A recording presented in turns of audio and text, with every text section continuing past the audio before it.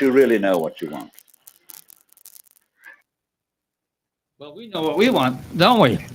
This is WRWK LPFM, and this is Climate Watch with Stephanie Malady. Malady. You There did we it. go. You I'll get did it. it. There it is. I'll get it right one of these times. Anyway, so here we are. We're live. If you wonder what's on the screen with Stephanie, Am I hiding behind the graphs? Yeah. well, I Boy. guess you are. Let me All give right. you some more I'm gonna let coverage. Ron do some work while I talk here, and we'll get our show underway. Again, I am Stephanie Malady, and you are listening to Climate Watch. In the past few weeks, there's been some good reporting on transitioning to a decarbonized economy and impacts on people and communities tied to the fossil fuel industry, primarily responsible again for global warming and climate change. And we'll discuss some of that reporting later in the hour. But first, I want to share a personal story that came to my mind as I was preparing this week's program. And it starts when I was just a child, typically seated at the dinner table. My siblings and I would be gobbling up food without pause when our mother would notice and remark with alarm, "Where's the fire?" Well, after a startled moment, most of us would giggle, there were 5 of us, and relax just a bit, because my mother's feigned alarm was her way of reminding us to slow down, that there wasn't anything else happening or any other place that we needed to be so urgently that we couldn't take our time, taste our food, and engage in a bit of polite conversation at the dinner table. And she was right, because we were children. Our days were filled with games, a few simple tasks, hopefully some education, and a half-hearted attempt at staying out of harm's way. That was the 1960s and 70s. Arguably, there were plenty of things on fire, many man-made, but my parents kept us safe and did what they could to minimize the blazes. Then came the 80s and 90s, when my own children were young and eager to finish a meal and return to their unencumbered adventures. I took a bit of pleasure in asking, "Where's the fire?" And occasionally, I'd see those fires on the nightly news and wonder why we couldn't manage to put them out or resist starting them in the first place. 20 years later, and now I'm a grandmother, joy-filled to watch another generation discovering themselves and their relationship with the world. But I don't ask these young, innocent faces where the fire is anymore, because I know that it's at their doorstep, and too soon they'll have to deal with it. I realize now that many of those that we've empowered with the responsibility to serve and protect us from fires, toxic contamination, explosive destruction, are in fact in league with the arsonists, and have been enabling the expansion of their devastation for decades. The situation has gotten so incredibly out of control that all life on the planet is now at serious risk of mass extinction. That's not mythical prophecy, that's the hard, calculated science. We've been covering that for about a year now. Following our lead here in the US, much of the rest of mankind is now pursuing the activities that will eventually cause climate change, so arresting that a majority of life on the planet won't likely survive its assault. And here's why most of the scientific community is warning us of as much. Ron might be able to bring up our first graphic that we were kind of starting the show with. Yeah, he does. I see he's got it up already. Here's the issue. We are currently on a path of over 3 degrees of warming this century. We are at 410 parts per million atmospheric carbon CO2 concentration. That's the graph that you can see on the screen if you're joining us online. That's over 100 parts per million more than human life has ever experienced. It's twice the amount of variance that causes the planet to cycle in and out of ice ages. If you are watching online, the chart, I think, shows us several hundred thousands of years of planetary life or planetary levels of CO2. You'll notice that even though the graph goes all the way back to about 800,000, we didn't show up until about 300,000 years ago, we humans. Since that time, The CO2 has been relatively steady between 300 and 250 parts per million. When it dips down much below that, we enter into an ice age.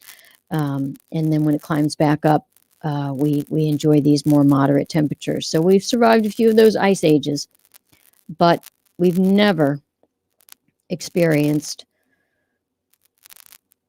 really anything over 300 parts per million, and now we have forced it over 400 parts per million. So we've blown it. We've destroyed the climate stability that made human civilization possible. We've destroyed Arctic ice and its crucial role as the Northern Hemisphere's weather shock absorber, if you will. We've supercharged extreme weather events for the foreseeable future. We've crippled our food system, and we've poisoned our air and land and water so severely that cancers and other environmental illnesses are ravaging our children before they reach adulthood. We did much of this because we were lied to about the dangers and consequences of our lifestyles of excess and waste. But now we all have access to the truth, and it's breathtaking. Thanks, Ron. We know which of our actions have destroyed climate stability. We know that the damage is going to worsen rapidly if we continue. We know that the devastation of our children's lives could be reduced if we took drastic action now. So the mature thing to do would be to acknowledge the systemic nature of what is required and demand the immediate suspension of non-essential services contributing to climate destabilization. The moral thing to do would be to gather our resources as a community and ensure that the needs of all are met while we tackle the transition away from our toxic way of life. The wise thing to do would be to invest our prosperity in building resiliency in the shelters of our community members and our food production. And the just thing to do would be to apologize to the rest of humanity and offer everything we could spare to help them prepare for what is coming. In other words, if we were mature, moral, wise, and just, we would tell the truth, the whole truth, act with the urgency that the truth demands, and empower people to protect their communities from extinction. In practical terms, that obviously includes, to me and many, a stop work order on all exploration, development, and construction of new fossil fuel resources today. It means the end of all manufacturing of new carbon-emitting vehicles as early as this year, a suspension of all non-essential air travel this year, a moratorium on all old-growth forest logging, the suspension of virgin plastic production for non-essential products, especially where sustainable alternatives are available. Commencement of closure proceedings of all U.S. military installations abroad to be completed as soon as possible. The conversion of all factory farming practices to regenerative agriculture alternatives nationwide, a redirection of energy sector design, development, and construction to zero carbon emission electricity generation, a similar redirection of the transportation sector to zero emission transport alternatives, revised building codes mandating zero carbon emissions operating standards for new construction by 2022, the deployment of returning military personnel and resources to a civil defense corps to adapt climate endangered communities on our coasts, along inner waterways, and at risk from polluted and corrupted freshwater sources. The rewilding of every conceivable place that we've pillaged in the last few centuries. Anything short of all that is an act of cowardice and betrayal of our children's hopes for a stabilized climate and the avoidance of social collapse. To be clear, I just called all of us delusional cowards for allowing this farce of U.S. economic superiority to continue for decades when the truth of its worldwide impacts and devastation are staring us in the face. Most of the rest of the world recently banded together and found the courage to issue the UN's Ipcc special report on global warming of 1.5 degrees Celsius and a collection of follow-on reports in a steady stream. Although they use an enormous amount of words, backed by decades of scientific research and analysis by brave climate scientists, from every corner of the globe, often persecuted and ridiculed just for trying to tell us the truth. The simple takeaway from the hundreds of weighty pages is that we, and I'm pointing at us especially in the U.S., we, and keeping the FCC's restrictions in mind, we fracked up. And now the entire world is going to be punished for our crimes against humanity. Because the U.S. Still packs the biggest arsenal on the block, none of the little guys in the neighborhood can risk standing against us. They've all seen plenty who have tried and failed. They've seen that we're even evil enough to go nuclear, and that we haven't hesitated to wipe out almost entire civilizations for daring to strike us at home. So, in their desperation, and with all the foolhardy courage that they can manage, the Union of Nations has resorted to simply trying to tell the truth. The rest of the vulnerable world realizes that this is probably their last best chance to tell the truth, nonviolently, continuously, and in every setting that they can secure. They've been doing it for a while now, and I don't suppose that at this point they think that their efforts will actually be successful. But they're people of conscience. They want their children to know that they tried, by every means they had available, to secure the chance at a salvageable future. What else can they do? Now, I imagine there are some listening and thinking, that's insane. Our leaders would never put us, our children, and our extended families in such a dangerous and life-threatening situation. How could they possibly do such a thing? Well, frankly, the obvious answer to me is because that's what they do. Maybe not to you and your children in particular, but certainly to thousands and thousands of other Americans for hundreds of years. If we examine the historical record, we see that our European forefathers traveled across an ocean to this continent, disparaged the local inhabitants, declared them unworthy to occupy this land, and subordinated them with our weapons of mass destruction by killing those who wouldn't immediately submit to our authority. That's men, women, and children, and threatened the same against those we let live to serve our interests. When the natives proved to be an insufficient labor force for our European forefathers' agricultural enterprises, they decided that another population should be procured to work the lands that we had taken.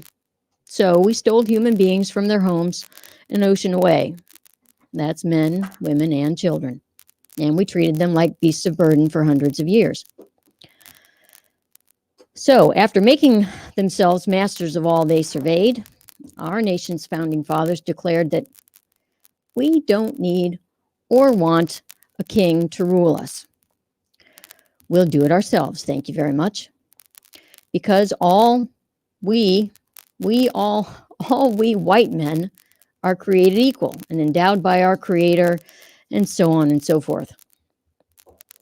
These learned gentlemen convinced their young and not so young neighbors to take up arms, risk their lives, and kill their fellow Englishmen so that they wouldn't have to keep sending some of their newly acquired wealth to their masters in Great Britain. And they succeeded. They freed themselves from their royal superiors an ocean away. Liberty, sweet liberty. But their self-governance had a catch, because they based the premise of a right to self-govern on a proclaimed moral code of equality, freedom, and justice. Those that they were oppressing eventually learned our language and how to read it, even though we tried to outlaw that practice, and they called us out. Throughout our history, those we have oppressed learned the pretext of the founding of this nation, turned our high and righteous words against us, lay bare our hypocrisy before the world, and forced us to relent in our oppression of our differently colored, gendered, and devoted equals, though usually not without a blaze of violence in the process. Some noteworthy examples being the Civil War, women's suffrage, the end of segregation, women's liberation, the end of the draft, LGBTQ rights, DACA, Keeping in mind that for 100 years before all that, and for several decades into much of it, we broke treaty after treaty with the original occupants of this land and forced violent, deadly relocations of native populations. You know, men, women, and children. When we decided that we wanted to possess even more of what we had no right to take. But we are special. We are superior to those that we have conquered. We deserve everything we claim, especially when taken by force. But force is often destructive. And once we've taken ownership of something we believe has a particular value, we don't want it to be damaged. So we make laws to protect our ownership. After all, this is a nation of law and order. We build homes, farms, businesses, banks, cities, industries, supply chains. We capture everything from coast to coast. Why, there's so much work to do developing our resources and manufacturing our comforts that we even feel justified in putting children to work in dangerous or danger-laced factories. Of course, when the common man tries to band together to seek safe and reasonable working conditions and wages among all of this prosperity, powerful business and government leaders are swift to champion union busting. Large police forces are employed to keep the workers in line. Meanwhile, in the midst of all this industrial development, petroleum was starting to capture our imaginations as a valuable commodity. People were finding lots of it all over the place. We're going to need more laws. But first, a station break. You are listening to Climate Watch on WRWK 93.9 LP, the Work FM, licensed in Midlothian, serving Chesterfield, Enrico, Richmond, Goochland, and Hanover. And something that I certainly should have said at the top of the hour is that the thoughts and opinions contained in the following broadcast show are those of the host and or guest, and not the staff or volunteers of WRWK LP-FM or the board of directors of Synergy Project. A couple of us do agree. Let's hope so. In any event, here we are. Yes. We're finding some oil. That's where we are. Lots of it. Right. Some of it bubbling up right under our feet. Hoping to secure access and possession of this new potential wealth, our capital-loving leaders authorized more charters for these pursuits. Clever businesses created corporations like Standard Oil and a number of others. We had a lot of this stuff, but other parts of the world had even more. We set our sights on U.S. interests abroad, mostly in the form of these global resources. We drafted our mother's sons into the military, and we sent them far from home to fight and kill and take possession of more land and more resources, proving once again that we were superior, at least in our violence and our disregard for human life when there was money to be made. We were even willing to risk the lives of our children to secure it. So, is anyone still wondering how our leaders could let such things happen to us and our children? I think the more painful truth of our reality is that our leaders aren't supermen. They didn't do all of this. They are mere mortals, and they were only capable of authorizing these things. We, the people, are the ones who actually did all this. Our military, our workforce, our taxes, our investments, and our carefree consumption. So the more accurate question might be, why did we do it? Well, I don't think we like to ask that question. The answer is too embarrassing for most of us to face. I believe the answer is something like this. Too many of us believe the confidence men, aka con men for short, when they tell us how special we are, how much we deserve to live a lifestyle exponentially more luxurious than most of humanity. We believed them when they told us that that others envied our fortunes and hated us for our prosperity, and that's why we had to be on our guard against them and even preempt their attacks. I would offer that most of the world just wishes we'd stop robbing everyone else on the planet of a chance to live in peace with a reasonable amount of food and shelter, a bit of pleasant companionship with our friends and family, and enough work to keep their minds and bodies in good working order. So, what does all of that have to do with our climate situation? And what does any of it have to do with the climate chaos on our horizon? Well, here's my point. I don't see us, the U.S., doing anything meaningful in the little time we have left to avoid the collapse of world civilizations across the globe, including our own, because too many of us are unwilling to face the truth, the full truth of our culpability in this crisis. If I were a betting man, I'd put my money on no. These United States of America aren't going to do the right thing when it comes to mitigating climate change, because we middle and working class Americans are captives of our own fanciful publicity and the myth of U.S. exceptionalism. And we've made the most powerful creators and propagators of corporate climate delusional mythology our champions and leaders. Too many of us still believe that we deserve a life of excess, while much of the world family lives with food insecurity. Too many of us are still willing to kill and threaten to kill anyone who tries to stop us from invading their sovereign lands or dictate how they should manage their resources, the ones that we greedily want for ourselves. And too many of us are willing to fund and protect our global dominance with a killing force of our own young and an arsenal of weapons of mass destruction that scream, "We are a selfish, frightened, immature people, incapable of admitting when we are wrong." So, as much as Ron would like me to bring hope to this hour on the climate, regrettably, I am compelled to bring truth instead. It is what it is. Sadly. In the hopes that it will motivate us to act like decent human beings going forward. We, the U.S., have the power, the resources, and the liberty to do what is right, morally, ethically, and historically, to minimize the devastation of climate change. We are the only superpower left that can. We have the knowledge, the technology, the resources, and the constitutional government that could do what is required. The only thing we don't seem to have is a willingness to stop hurting ourselves and all those around us and start making reparations to the world now, while it might not be too late. But as long as we choose delusion, denial, and falsehoods about our full culpability in this matter, we will not become that more perfect union, the champions of democracy and the protectors of the innocent that we imagine ourselves to be. Much earlier in the hour, I touched on the mammoth changes to our way of life that are now required to have a chance at averting the very worst of the developing climate changes. Now I'm finally to the part of the hour that contains the readily available ideas and possible actions that could be implemented with priority and respect for the dignity of working people captive in the manufacture of our demise.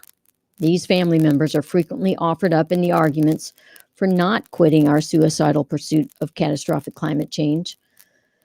So let's take a closer look at their plight. A recent report published by the Brookings Institute entitled "How Renewable Energy Jobs Can Uplift Fossil Fuel Communities and Remake Climate Politics." I'm sorry, that's quite a mouthful. Ron's going to probably be bringing that report up for me, because when you get past the words, they've got some pretty amazing graphics that those of you that are watching will get to enjoy.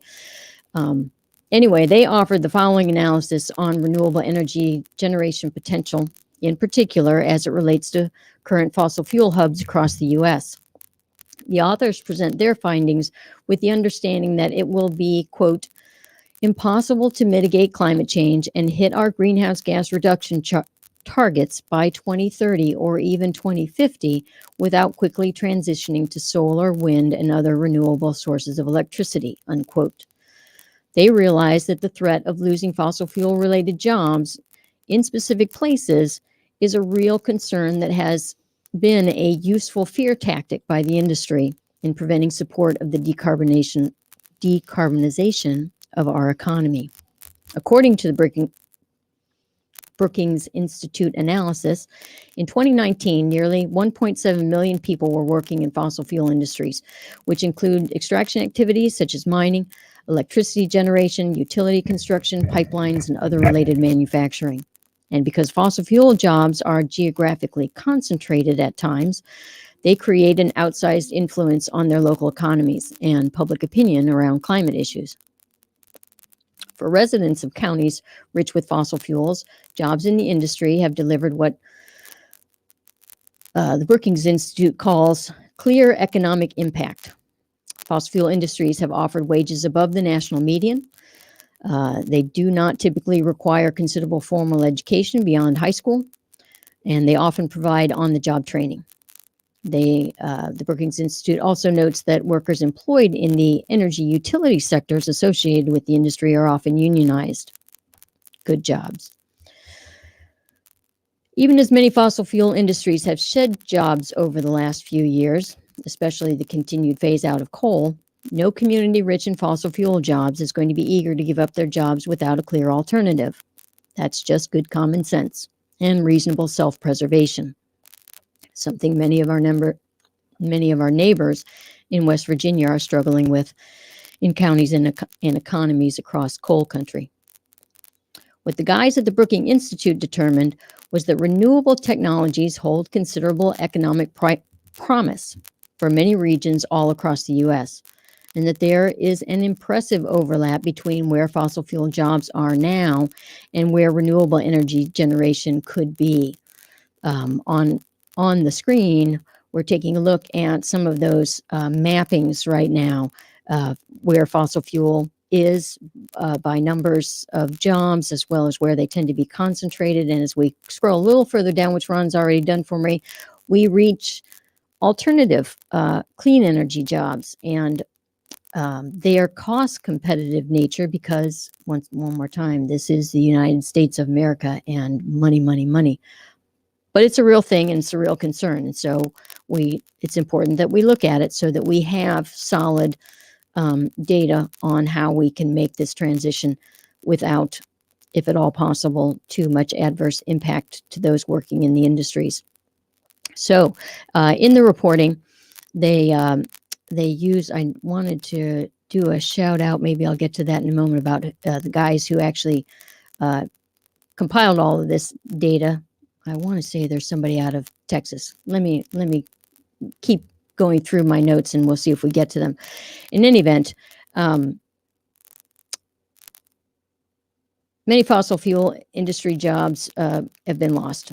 The guys at the Brookings Institute determined that the renewable technologies hold considerable economic promise for many regions all across the U.S., and there's some impressive overlap with those fossil fuel jobs. So what do we talk about? Their position is that these alternative clean energy sources are also attractive because they are cost competitive.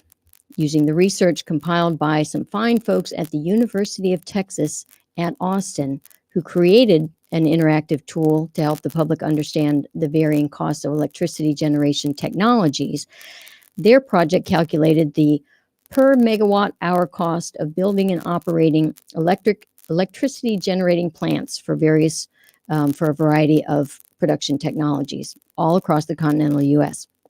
And their underlying calculations took many factors into consideration, including plant lifetimes, upfront and operational costs, and geographic factors such as resource availability. And the resulting database allows direct cost comparison across 12 electricity producing technologies. It's actually pretty cool. And it plainly shows that there are hundreds of counties where wind is a very sensible alternative to fossil fuels. If you guys get a chance to check out the article in the link, or if you're not watching right now, they show the map with beautiful deep colors of green, and those areas where wind development is could be quite competitive. Many are concentrated in the Plain States and the Intermountain West, running from West Texas to the Canadian border. There are also bright pockets of wind opportunities throughout the Appalachian Mountains. An example in North Carolina indicates that wind electricity production would cost as little as, or does cost as little as, $54 per megawatt hour produced that way. Solar competitiveness is primarily concentrated in the deep southeast, southwest, and mountain west, particularly parts of Wyoming, Texas, and California. New Mexico is home to 5 of the 10 cheapest counties for solar electricity generation. Many counties, especially in West Texas and the Great Plains, have clear opportunities in both wind and solar. For example, all but one of Wyoming's 23 counties are competitive in either wind or solar, and 7 are competitive in both. Collectively, a quarter of the counties in the U.S. with greater potential for both wind and solar are also fossil fuel hubs. I don't have any desire to bring partisan politics into this discussion beyond the documented facts that many states classified as Republican-leaning stand to benefit the most from our transition to a cleaner energy future. One of the report maps shows the U.S. House of Representatives through the lens of renewable energy potential. The biggest or the brightest colors run through the middle of the country and reflect where wind and solar potential tend to overlap. Of the 155 districts with greater potential in at least one renewable technology, 91 are represented by Republican Party members. And while not mapped here, many of the states with greater renewable energy potential are also represented by Republican senators. With both Senate seats filled by Republicans in Florida, Kansas, Louisiana, Nebraska, North Carolina, North Dakota, Oklahoma, South Dakota, Texas, Utah, and Wyoming. And when you take a look at these maps, you see how deep and how bright that potential for clean energy is. Fossil fuel dependent communities want to feel safe in their future. All of us do. And the push to transition to a clean economy and away from fossil fuels, unfortunately, has raised fears of insecurity in those communities. I would guess that they have probably not been told the whole truth about the impacts of climate change on their communities and the benefits of transitioning to clean energy. And I say that with the ready evidence of the recent counterproductive misinformation called out as such when some lawmakers and pundits falsely blamed renewable energy for the power failures during Texas February extreme winter weather events and power blackouts. The data represented in the Brookings Institute reporting demonstrates that the transition to clean energy offers an excellent opportunity to retrain local workers and repurpose the industrial infrastructure in their communities. If the country is going to make targeted big bets on renewable energy investments, the Brookings Institute believes that, quote, or asks, why not prioritize the communities that already have workers with complementary skills and experience in the traditional energy industry? Why indeed? As I and many others have pointed out, there is a moral and economic imperative to help those people in places transitioning to a clean economy. The Brookings Institute agrees, and they have done the work that shows that the geography of clean energy actually aligns with the existing fossil fuel jobs. To quote them one last time, federal officials now have an opportunity to leverage this geographic good fortune, deploying public policy to help these communities transition to clean energy future, and using those geographic targets to break the stalemate in our climate politics, unquote. So again, you can see that full reporting and the graphics that go with it at brookings.ed. I believe we've got the link in our comments as well. If you have to search it on your own after just listening to me, it's how renewable energy jobs can uplift fossil fuel communities and remake climate politics. And before I share more reporting on other noble efforts to identify an equitable clean energy transition, let's take another station break. You are listening to WRWK 93.9 LP, the Work FM, licensed in Midlothian, serving Chesterfield, Enrico, Richmond, Goochland, and Hanover. I'm going to take a small breath. It's all community supported and volunteer powered. So join us as Stephanie has to put in her time to tell us about her issues. She supports us with her time, with her ideas, and even occasionally with a couple of bucks. And it all comes in very handy. It's like a community. We are you, you are us. We'd like to find a way out of here with some honor and to leave something behind for the kids. Yeah, definitely. All right. Thank you, Ron. Yeah, you guys, I am definitely, as you can tell, not a professional radio announcer or broadcaster, but I do feel a little passionately about some of these issues. And if you have similar passions and information that you think the community would benefit from, then please shout out to WRWK, reach out to us. We are all volunteers here. And we're doing our best to keep the community informed, and your assistance is appreciated. So, with that, let's get back to the climate and our clean energy transition.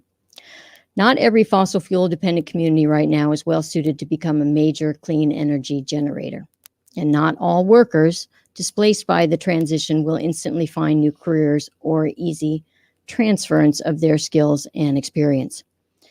And yet, the urgency and immediacy of these transitional needs have already arrived in the lives of thousands of displaced oil and gas workers who lost their jobs in 2020. Recent reporting at truthout.org has this to share on the issue. And I don't know if we're, oh, yep, I see I'm on the screen again as Ron continues to look at some interesting information. That's all right. I'm going to talk to you guys about what I learned at truthout.org. In their reporting, they share that more than 112,000 oil and gas workers lost their jobs in 2020. And while organizations like the American Petroleum Institute seek to blame the new Biden administration for industry job losses, the fact is oil and gas companies have been the source of their own dwindling job numbers, as more extensive reporting at Fortune.com discusses in detail. I'll see if I can't shout out those the titles to some of that reporting, because I don't think I gave them to Ron to drop into the links. Fortune's got some reporting: oil, gas, jobs, transition, climate, coronavirus, just some random words sort of strung together. But again, that's at Fortune.com. They talk about what's been going on in the oil industry, citing fuel price wars with Saudi Arabia, and our year-long economic downturn from the continuing COVID-19 pandemic, and negligently mismanaged all year by the former administration. That last bit of characterization is mine, not Fortune's, but there it is. I regret that I don't have a detailed breakdown of where all those jobs are located or what their annual wages are, but it would be callous to say that these workers should just go work on renewables, if you will, when the fact is that those renewable jobs can pay considerably less compared to the jobs on an oil rig. According to the Bureau of Labor Statistics, the mean annual salary for solar panel installers was not quite $45,000 in 2019, in comparison with more than $74,000 for a similarly skilled worker in the oil and gas industry, especially, say, a middle-aged person with 20 years of experience.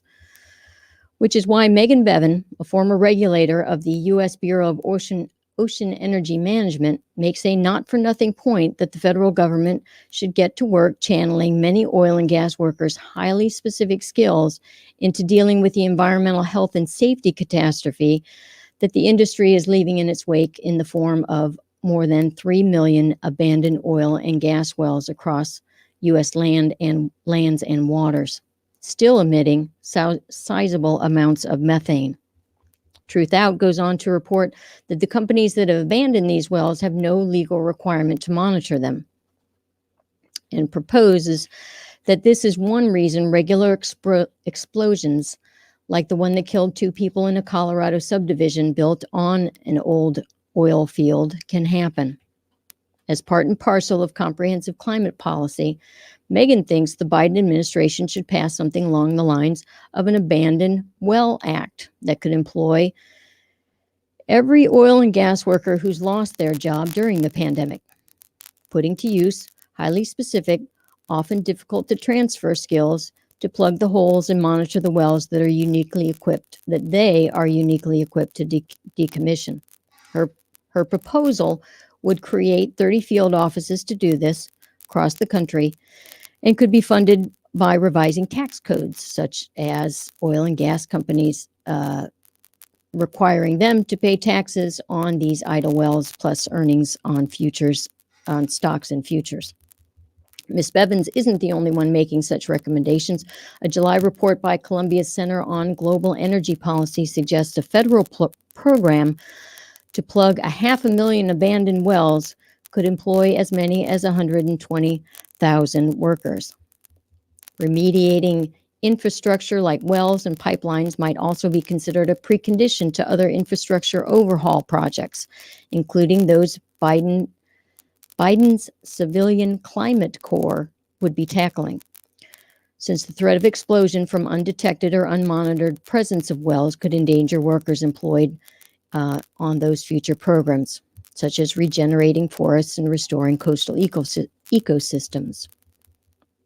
An associate professor of Occidental College, Urban and Environmental Policy Department, Professor J.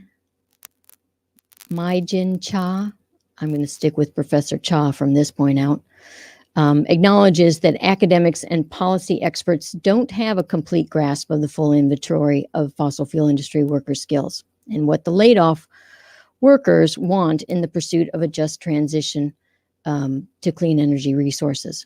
So she and the forward-thinking guys at Greenpeace UK are doing something about that. In September of 2020, the Greenpeace UK group called Platform London published the results of a survey of almost 2,400 oil and gas workers, which found that more than 80% of the workers were open to moving to a job outside of oil and gas due to concerns over long-term job stability or security and frustrations with safety, contracts, and hostile working conditions.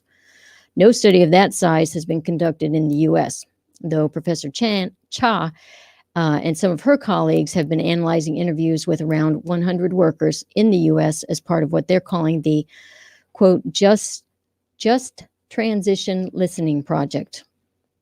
The results are expected to be published sometime this month by the Labor Network for Sustainability. I'll keep my eyes open for that, and that could serve as a starting point for these discussions,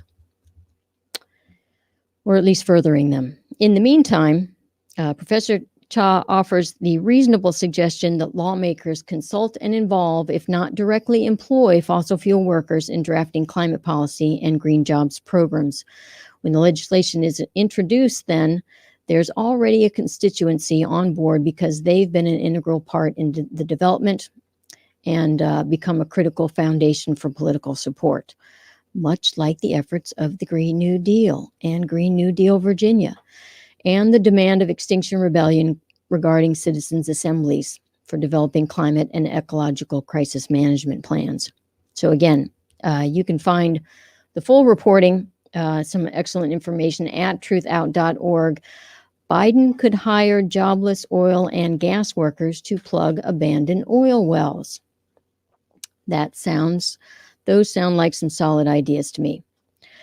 But they aren't going to be achieved or even considered while our elected officials continue to serve at the pleasure of their corporate polluting masters, or while we let them, by failing to resist, refuse, and rebel against the continuance of all the activities causing continued global warming. Many elected obstructionists need to be removed from office, but many of them were just elected to a new 6-year term in the Senate and 2 in the House. We don't have 6 years to wait.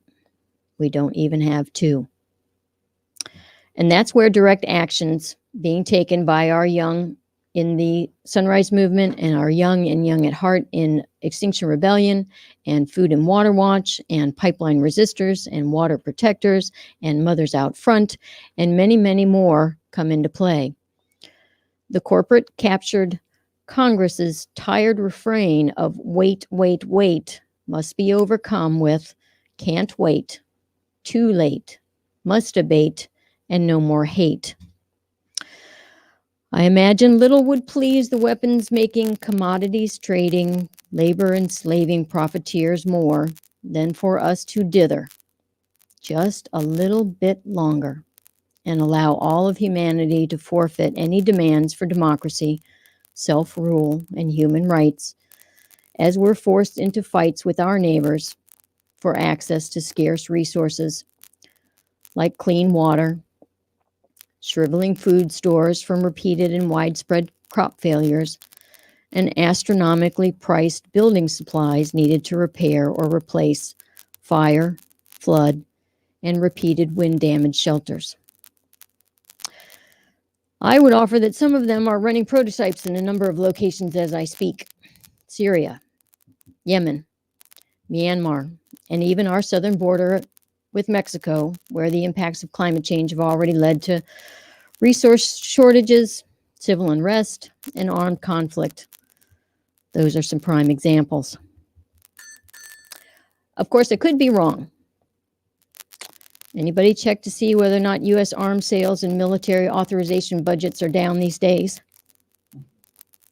Do any of us feel like we're getting our tax dollars worth out of the dozens of lily pad U.S. military outposts sprinkled across 4 continents, from Chile to Chad and Burundi to Australia? I've got a quarter for anyone who can locate Chad and Burundi on an unlabeled global map, and $1 if you can tell me why U.S. military belong there. Meanwhile, I'm sure most of you have heard the reporting that generation levels of greenhouse gas emissions by humans has completely recovered from COVID-19 and their reductions of early 2020.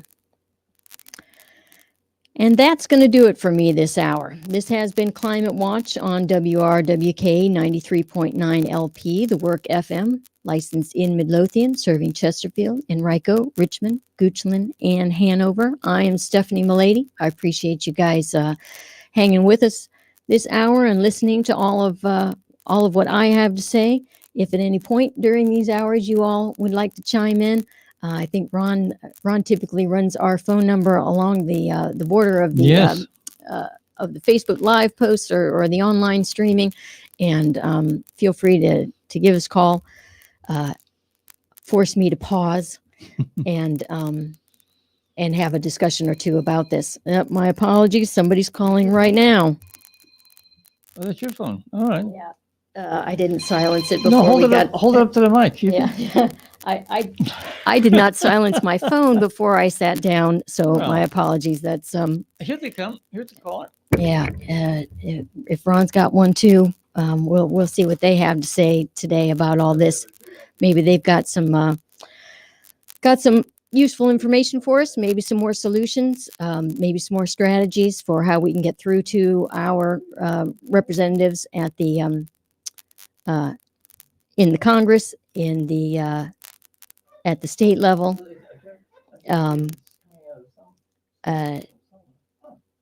Ron says some of you guys out there are having difficulty hearing me. My apologies. I try to speak clearly into the microphone. I try not to shout, but sometimes I can get rather animated if I let this information get the better of me. So yeah. How are we doing, Ron? Can you hear me? I can check and see if I can hear myself. I listen to myself all day. I hear a little bit of static in the feed or something else in the feed. So we have a caller. Oh, hi. Somebody who's at the first Earth Day. Hi. Among other things. Who we got on the line? This is Sandy. Hi, Sandy. How are you? Hi, I'm good. I'm calling to agree with you on everything and wonder what it would take to get people moving.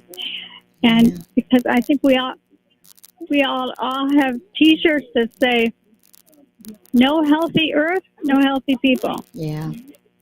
Yeah. Well, I think part of it is having these conversations on a regular basis. I think personally, I think the commercial media is really letting us down on this. When I open up a general page one or turn to a streaming website of news, climate news is far and however the expression goes, it's tough to find on those sites. I don't get that. I don't. It should always be front page. This is some big world stuff, and it's going to take all of us getting involved in it and getting and turning our attention to it. But unfortunately, I have my suspicions that those some of those outlets are, again, like I call them, corporate captured, and it's tough. Yes. It's tough to talk about these things if your paymaster is trying to sell you gas guzzling cars or gas powered appliances, or any of these other marvelous things. Lots of plastic products, you name it. They oftentimes are the ones paying the bills, and so I guess maybe these guys feel like their hands are tied, or maybe they're just here to entertain us. But we need news. We need news. I think we need this news more desperately than we ever have before if we're going to have a future for our kids. So So I think we have to talk about it where we can, when we can, as often as we can. I typically shout out to some of the organizations who have put together some good strategies, some good networking, and I encourage everybody that's listening to get in touch with them so that you can find maybe ways that you can bring your own talents and resources to help out those organizations, capture a little more attention, capture the public discourse on this, and help us get all of us talking about how we can be proactive, productive, decent human beings. As keep it in the forefront. Yeah. Keep it in the forefront. Yeah.